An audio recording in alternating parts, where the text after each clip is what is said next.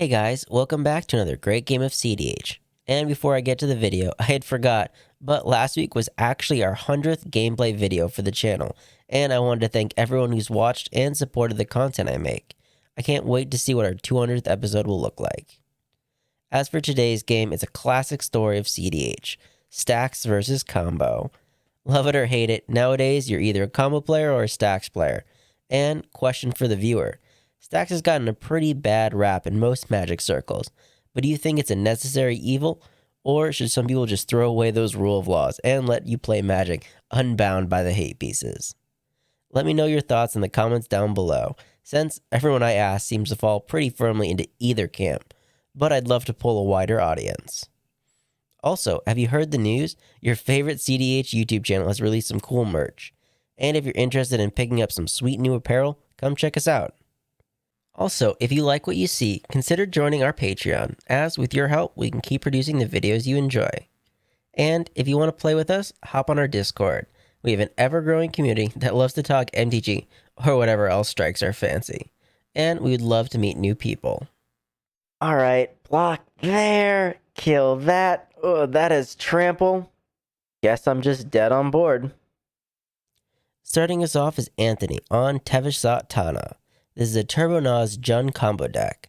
Whether it be Underworld Reach, Witherbloom, or Dualcaster Mage, this deck's goal is to tutor early for combo pieces while relying on Tevesh as a value engine to either draw cards or provide bodies to block, or more importantly, sack as a resource. In the second spot, we have Pixel playing Captain Sisay. This is an adaptive combo deck that leverages the consistency and versatility of Sisay's ability to assemble one-card combos and find silver bullet Stax pieces to stop a majority of archetypes in the format. This aims for a quick Sisay tutor for Stax pieces to lock down the board, or tutor for infinite mana combos using a variety of legendary combo enablers.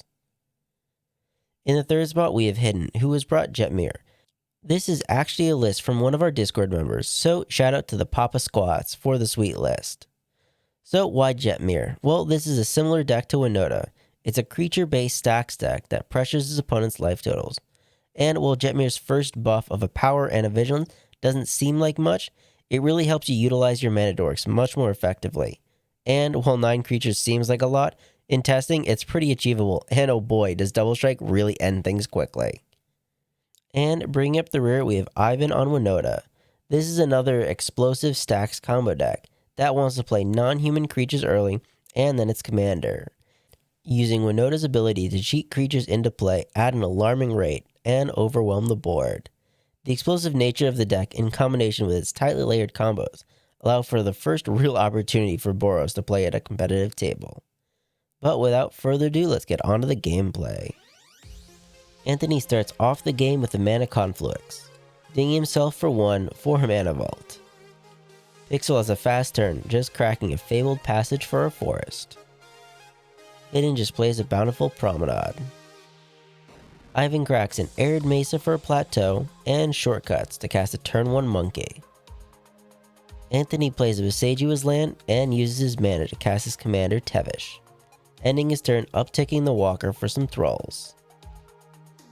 Pixel has a Core Haven and goes searching with a time of need. He finds the Selvala and passes to Hidden. Hidden plays a Taiga and is sad his Drannith is just a turn too late to stop Anthony. Too slow. Oh, you got there. But I'll be done after that. Love it. Love it. Love to see it. Just enjoying life right now. Ivan has an Inkmoth Nexus and has the combat. He sends his monkey at Pixel, who can't block, with Ivan gaining a treasure and exiling a Growing Rites of Itlamok. Ivan on his second main plays a Chromox, imprinting a Grand Abolisher, and ending his turn with an Archon of Emeria. Anthony takes 1 from his vault and has a tapped Gaia's Cradle's land. He's short on mana though and decides to cast a Destiny Spinner, ending his turn uptaking Tevesh for some more thralls. Pixel draws, but unfortunately has not found his third land and has to pass. Hidden has a tapped Ancient Tomb and casts a Blind Obedience, just in case Tevesh really does get to ult. Ivan plays a Blink Moth Nexus and uses it to power up his Ink Moth. He heads to combat and sends the Ink Moth at Hidden, the Monkey at Pixel, and the Archon at Tevesh. There are no blocks, and Pixel ends up exiling the planes he needed off the top due to the Ragavan. And on his second main, Ivan casts a Giver of Runes as his one spell for turn. Anthony takes one from his vault and then casts a Goblin Bombardment. Oh. Yeah. Oh no. Oh yeah. Ah, so you can kill the Draneth. Sounds good. I can kill other things as well. Yeah. I think that's what we will do eventually. Don't have a whole lot else to do at the moment though.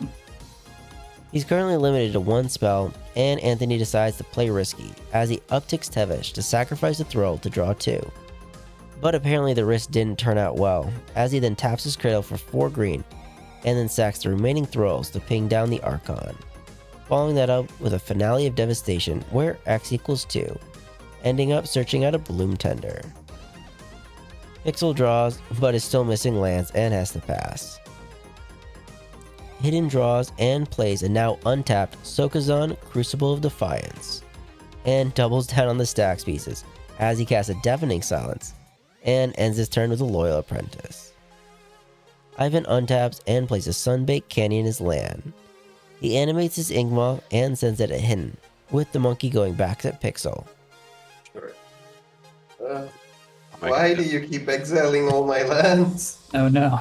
It's a win con. It's a win con. They don't have lands, they can't win. Ivan then cracks the canyon for a card and passes. Anthony takes one from his vault and casts a Dockside Extortionist. Ivan does sack 2 treasures, and luckily the Blind Obedience stops Anthony from going off this turn.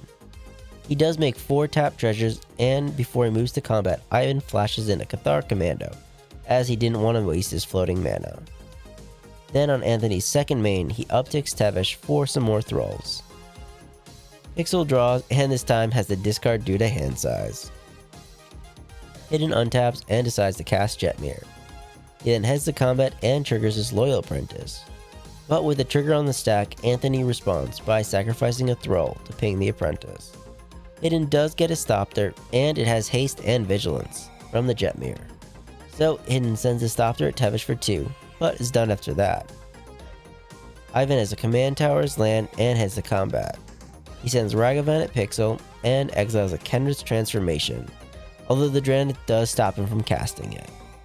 With Ivan ending his turn casting a Vryn Windmere, although Anthony responds with a Fire Covenant paying 9 life, and Pixel responds to that by cycling a Veil of Summer, hopefully finding a land. Anthony then sends his damage at the Ragavan, Cathar Commando, Giver of Runes, Jetmir, and the Thopter token, with Ivan tapping his Giver to give the monkey protection from red, and sacrifices his Cathar Commando to blow up the bombardment. Anthony takes one from his vault and then taps his Bloom Tender to replace his Goblin Bombardment with the Mayhem Double. He upticks Tevesh to sacrifice the Thrall to draw 2 and ping the Vryn Windmere. He draws his 2 cards and then plays a Bayou as land. Tapping his Cradle for 4 green, he casts a Professional Facebreaker. He did have to sack a treasure, triggering the Devil to ping Hidden. But I'm dying from poison. I know. We want Draneth that. Come on, dude.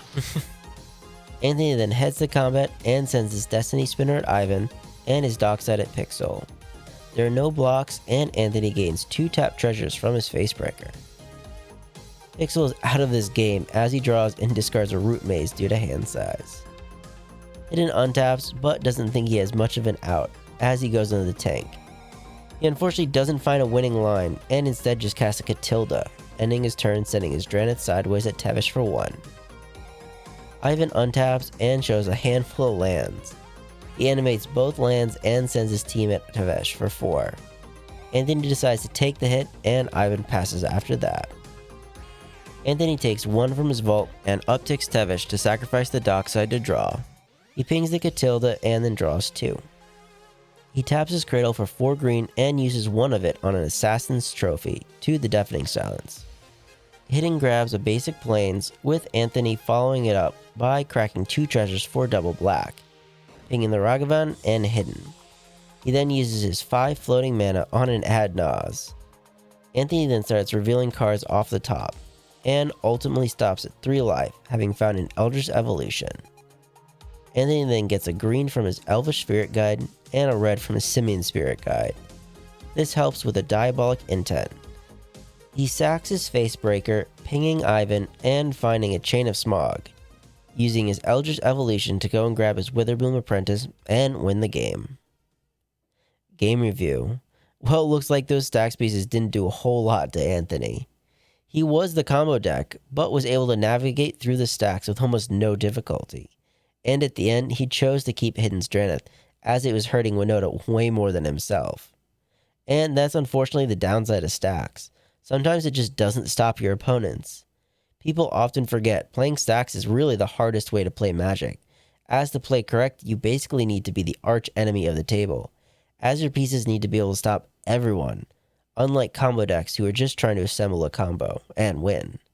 But I'll definitely give it to Anthony. It was a good win, and thanks to all the players. It was a fun game, and I hope to see you guys later.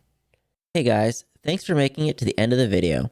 I just wanted to let you know that we have a TCG affiliate link, and if you ever see a card you want to try or are inspired to brew something new, use our link when purchasing and we'll receive a small portion of the sale. This is a great way to support the channel, and if you enjoyed the gameplay, please leave a like and subscribe, as it really helps us keep making videos. And remember, never give up, even if you're dead on board. I'll see you guys later.